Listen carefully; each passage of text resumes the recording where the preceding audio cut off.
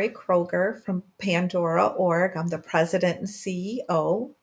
And PANDORA stands for Patient Alliance for Neuroendocrine Immune Disorders Organization for Research and Advocacy, and we're a nonprofit charity. And our mission is to alleviate suffering caused by neuroendocrine immune diseases, or what we call NEIDS, NEIDS. And these include fibromyalgia, myalgic encephalomyelitis, also known as chronic fatigue syndrome, multiple chemical sensitivities, chronic tick-borne illnesses, and Gulf War illnesses. Excuse me.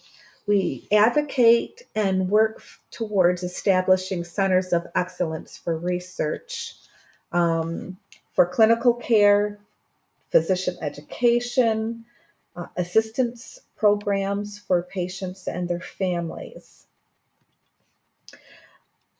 The Advocate Extraordinaire programs trains patients and empowers them and their family on how to become an advocate so they can advocate for themselves for better healthcare policy and for better health care.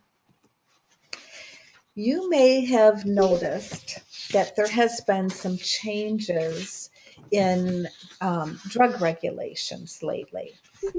And how this came about is that the Obama administration devised a plan to address the nation's prescription drug abuse epidemic. And the way they're going to do that is they're going to educate medical community about proper pain management and educate doctors and develop a risk evaluation and mitigation strategy, or REMS. And this REMS is really meant to ensure the benefits of use of a drug outweighs its risks. And we're going to hear a little bit more about that when we get to discussing what the pathways to prevention and what AHRQ was tasked to do by the government. So really what's happening is there's drug control versus pain control, and there has to be a balance. And today we're going to look at the new regulations and an upcoming governmental workshop about opioids and abuse. And then you can decide, with the knowledge that you have, if there really is a balance here.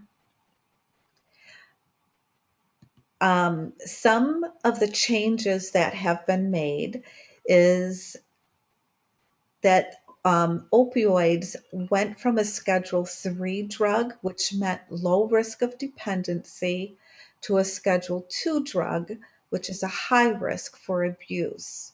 And tramadol is now a controlled substance. And pharmacies and manufacturers have to keep extensive records. And also with prescriptions, if you're on an opioid or a narcotic, it used to be that you would get a 30-day supply with 5 refills. And then you would go in 6 months later and see your doctor and get another prescription. Well, they lowered that to only 90 days. So you would get your 30 days with 2 refills. And then you have to go see your doctor every 3 months instead of every 6 months. And opioids now cannot be faxed or mailed in. So you can't just call your doctor and say, I ran out of pain medication. I need a new prescription. They used to be able to fax that into the pharmacy, or you could mail it, and you can't do that anymore. You have to go see your doctor and get the prescription, and you have to take that prescription to the pharmacy. And some of these new regulations have created barriers, and they've put burdens on patients that have legitimate chronic pain. I learned of a patient who had to travel 400 miles to see a pain specialist every 90 days instead of twice a year to get pain medication. And think about somebody who maybe has cancer, somebody who's been in an automobile accident and has a broken pelvis and broken bones, and they have, you know, rods and pins everywhere holding their bones together. Now you can imagine they would be in a lot of pain, and it's more making it more difficult to be mobile, to move around home, and it's harder to get to the doctor. So it really does create a hardship.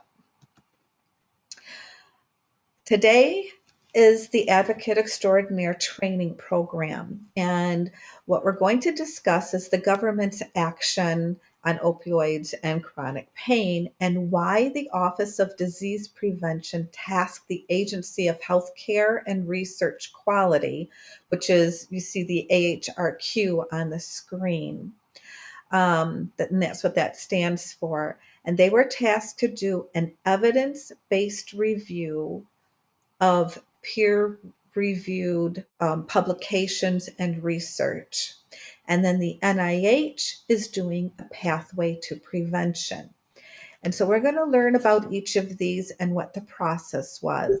And more importantly, how you can be empowered to get involved and stay knowledgeable about the findings and how this will affect you and your treatments. AHRQ was tasked to do a systematic evidence-based review and to look at chronic pain and opioid use.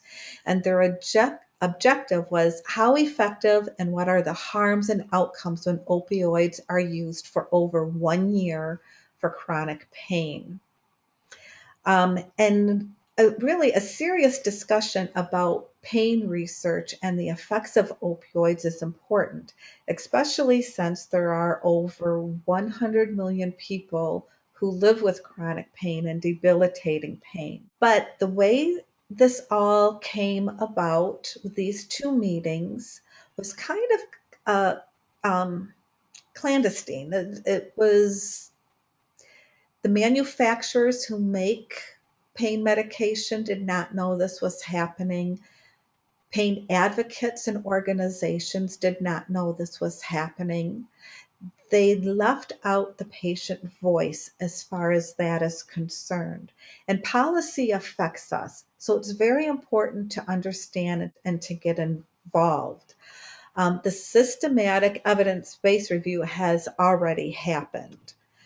But what their process was is that they had a workshop of pain experts and a patient advocate, and they had to come up with key questions for the AHRQ task force that was going to do this evidence review. And so they had a workshop and they came up with questions. Now, this process is also happening in not only in fibromyalgia or in chronic pain, it's also happening with myalgic encephalomyelitis. The government has been tasked to look at where the research gaps are.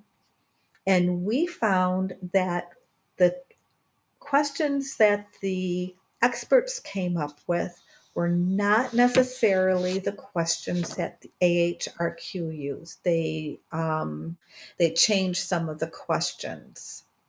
But these questions determine, again, what peer-reviewed literature is pulled for the review.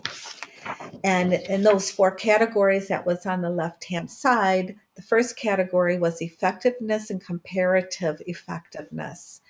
And again, this is with long-term use over 1 year, and how does it relate to pain, function, and quality of life. And they looked at placebo or no opioid therapies, opioids plus non-opioid use, dependency on specific types or cause of pain, demographics, and comorbidities. There we go. Okay, then in the other category is harms and adverse reactions or events. They were looking at abuse, addiction, and overdose, falls, fractures, and car accidents, GI related harms, endocrinology, and psychological harms like depression. How does harms vary depending on type and cause, demographics, comorbidities, and dose?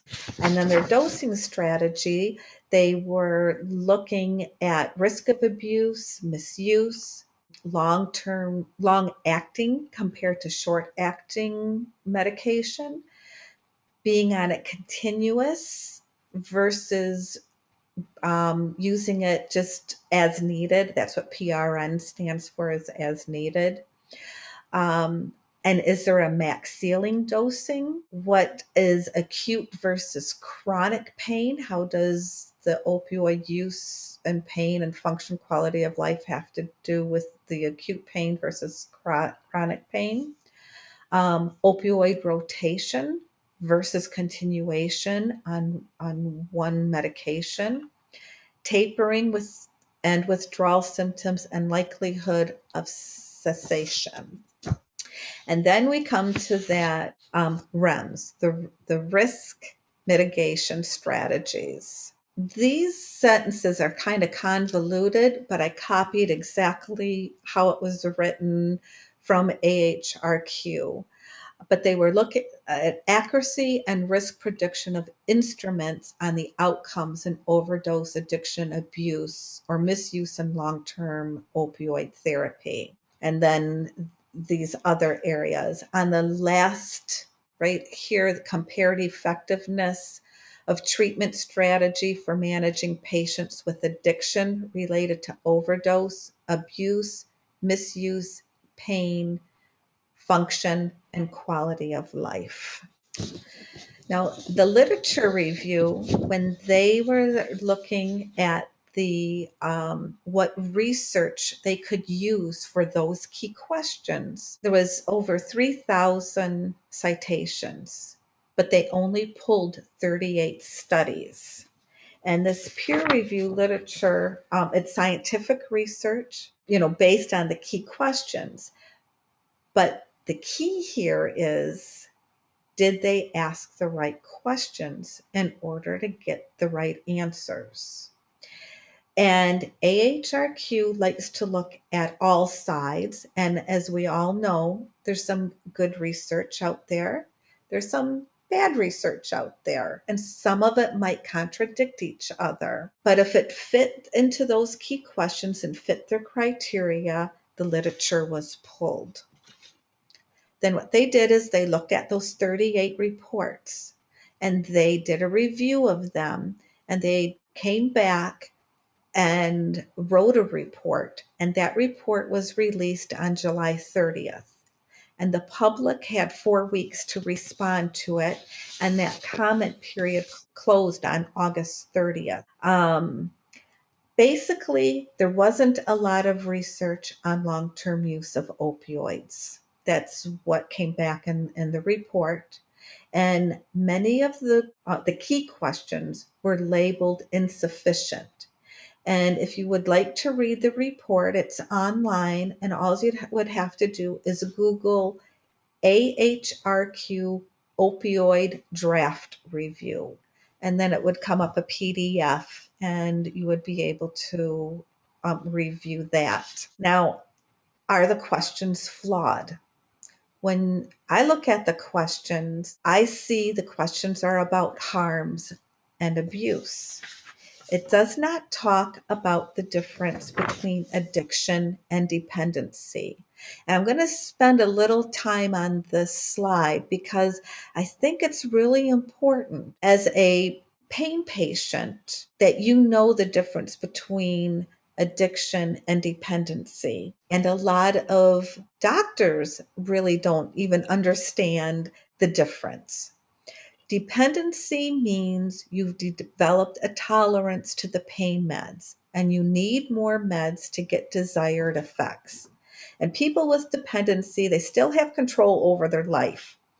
And pain clinics, their doctors know that one can be on opioids for a long time and have quality of life restored.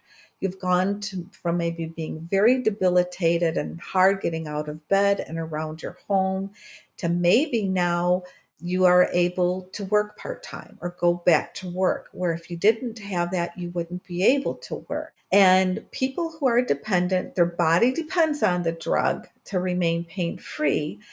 But if that drug was withheld, they would have withdrawals.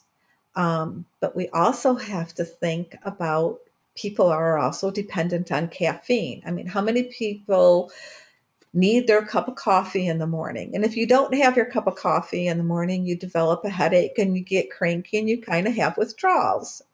And the same with chocolate. Chocolate is caffeine. So you can be dependent on more things other than just opioids. Addiction is different because addiction is a disease and there is a compulsion. There really is an out of control drug use despite negative consequences. An addict makes really tragic decisions and it affects them and it affects their families. And people with addiction cannot change their habits or improve their situation no matter their willpower. And I guarantee there's several of us on the call that probably know at least one person who has a substance abuse problem. And the substance abuse or addiction could be to alcohol, drugs, and other things. And it is serious. And there also is help for that. But because of the difference, and some people not knowing the difference between addiction and dependency, if you have a pain event that is out of control and you go to ER or you go to see your doctor, and because of the new regulations, doctors really start thinking, and they think in the back of your head, are you a drug seeker? And am I going to get in trouble if I prescribe you pain medication? So there's a problem about how pain patients are seen, and really better education of providers on chronic pain is needed. Um, I kind of worry about somebody who has chronic pain and it's legitimate chronic pain, and a doctor kind of washes their hands. It may be a family physician because of the regulations and having to see patients more often, and it increases their patient load. Um, so they kind of want to get away from prescribing pain medication. That leaves a legitimate chronic pain patient, in between a rock and a hard place. And if you're not getting pain control and it's not being managed, people have committed suicide or they're really living a life of of of hell because people think that they're an addict and not really dependent. Although there needs to be restrictions, there has to be a balance there. And as a patient, you have rights. And I really suggest that you understand that you have rights so you can become your own advocate. Some of the key questions, what they did not discuss is alternative treatments. Think about massage, acupuncture, myofascial release. You also have alternative medication like medical marijuana, Flexerol, Neurontin, Cymbalta, the NSAIDs, Lyrica, low-dose naltrexone. Those were not discussed. And again, I ask about the key questions. Were they the proper questions to get the right answers? Now we move on to what's going to be happening September 29th and 30th. There's going to be a Pathway to Prevention workshop called P2P for short, and they're going to look at the role of opioids in the treatment of chronic pain. What they are going to do is this AHRQ report. There is going to be a panel, and the panel got the report about 6 weeks ago and had 6 weeks to read through and study and understand. It's like, I think it's like 93, 98 pages of information, and that's all they're able to consider. They're not going to be looking at any other research, just what the AHRQ reported. And their objective is to move the field forward through unbiased evidence-based assessment of complex public health issues, identify research gaps, identify weaknesses, and suggest research needs. The panel members are not experts in the field. The only experts that were involved was way back in AHRQ when they were coming up with the key questions.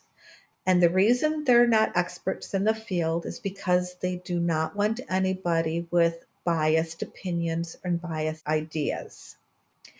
And they're going to look at systematic evidence report. And again, that's the only data used for the workshop. But there will be speakers that will come and address the panel members. And these speakers will be experts in the pain field. The panel, I already said this, they have 6 weeks. So we'll just fly through that side. Now, one of the experts that is going to give testimony is Dr. Daniel Claw. He's from the University of Michigan and has done a lot of studies on fibromyalgia and pain. And he will be one of the experts that will be giving testimony. And there will be, we think, because we don't really know how all of this is going to work, we think there's going to be microphones where patients and advocates and other people in the medical field can get up to the microphone to ask questions, to make a statement, and be heard by the panel. And Pandora.org is going to have a couple of representatives there. Our Vice President, Shauna Mitchell, is going to be going, and she's going to be representing our organization. She is going to be speaking on behalf of some of those patients who can't get there. Now, after they hear everybody from the P2P workshop, they are going to be locked behind doors for 24 hours to write a final report. Now, that final report you can make public comment on. And we're telling you this information and having this training program so that you can understand the process, because this is where your voice can be heard. And we want to encourage you to empower yourself. You face pain and you live brave and courageous lives every day. And today you learned a lot of information, and we would really like you to use that knowledge and your voice to speak up about your rights. Being your own advocate is very empowering. And after the report is done, they're going to have 15-day public comment time where you can comment on the report. We don't know the email address yet, but we'll be keeping an eye out on it. You have an opportunity to view the workshop either by webcast or you can go in person. If you go to the URL that's shown on the screen, there is the agenda, speakers, pertinent information about this workshop and other workshops like the MECFS. They can be found through this URL. There's also a link to register to attend in person and to watch via webcast. Or you can simply Google NIH P2P opioid, and that will get you to the right page in the Google search. The meeting is on Monday and Tuesday, September 29th and 30th. Begins at 8:30 in the morning. Monday is a full day and goes until 5 o'clock. Tuesday is a half a day, and that goes until about 1 o'clock. The workshop can be found at Natcher Conference Center, Building 45 in the main auditorium. It's at 45 Center Drive at the National Institutes of Health in Bethesda, Maryland. Keep an eye on our Facebook page. It's Facebook/Pandora.org. We will post the email address and the deadline for the public commenting as soon as we find out the information. And if you found the Advocate Extraordinaire program beneficial, you can donate or learn more about Pandora.org at pandoraorg.net. We thank you for joining our training program today. We think that it's very important for you to empower yourself and to become advocates for better healthcare, for better education, and for you to have access to knowledgeable healthcare.